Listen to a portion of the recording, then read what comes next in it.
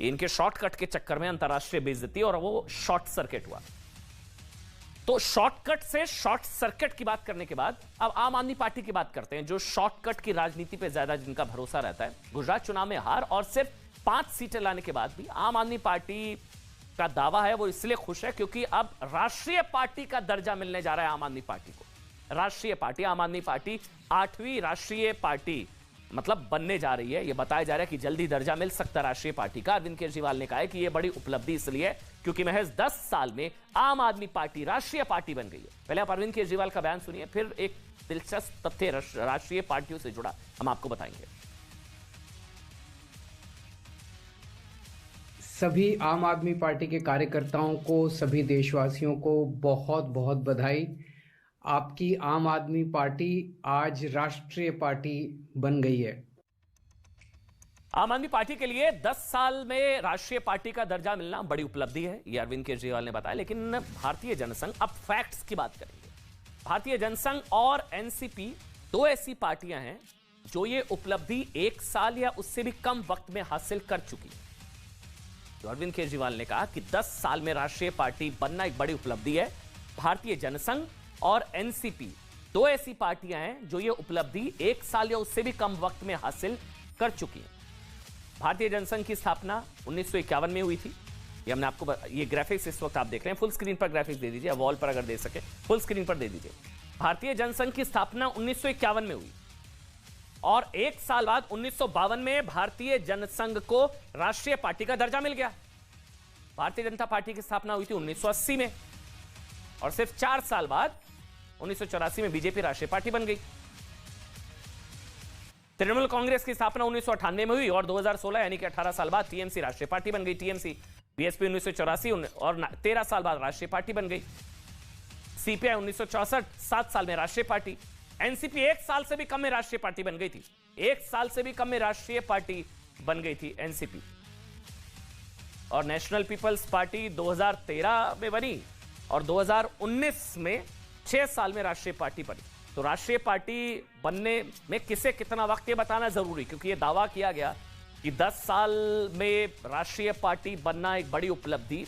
तो भारतीय जनसंघ 1 साल में बन गई थी, बीजेपी 4 साल, मतलब ऐसी 5 पार्टियां हमने आपको दिखाई है। नेशनल पीपल्स पार्टी 6 साल, एनसीपी 1 साल, भारतीय जनसंघ 1 साल, बीजेपी 4 साल।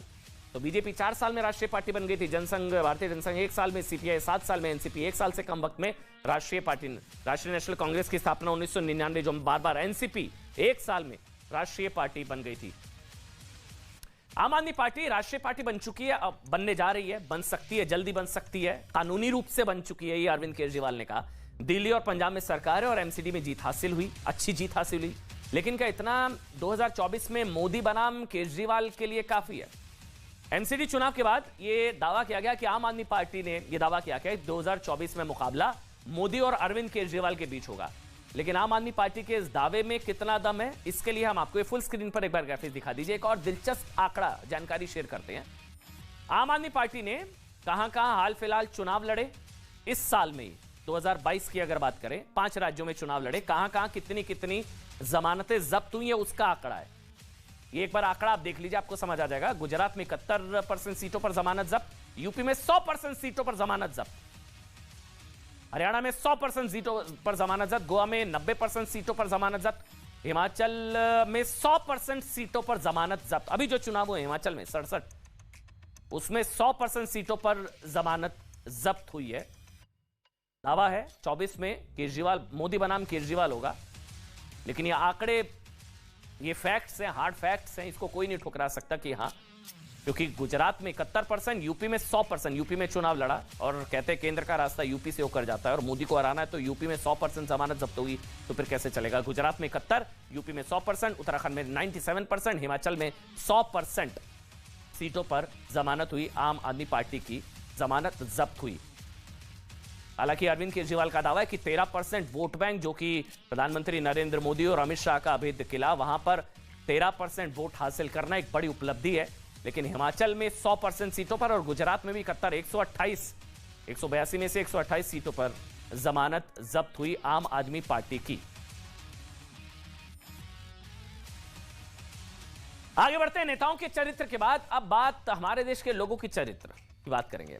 आज आपको एक एग्जाम्पल है भाई, किसी व्यक्ति के चरित्र के बारे में अगर आपको पता करना होता है कि उसका व्यवहार कैसा है, अगर आप जानना चाहते हैं किसी व्यक्ति के चरित्र के बारे में, तो आपको बस उस व्यक्ति का मोबाइल फोन और लैपटॉप लेकर ये देखना चाहिए कि भाई उसकी इंटरनेट ब्राउजिंग हिस्ट्री कैसी है। आप ये करते हैं, आपको उस व्यक्ति के चरित्र का सही अनुमान लग जाता है, ब्राउजिंग हिस्ट्री।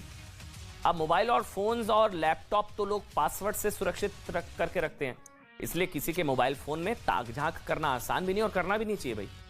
लेकिन सामूहिक तौर पर एक देश के लोगों का चरित्र कैसा है, इसे आज हम आपको बताएंगे। देश के लोगों का चरित्र, उनकी ब्राउजिंग हिस्ट्री क्या कहती है, इसे सर्च ट्रेंड्स के जरिए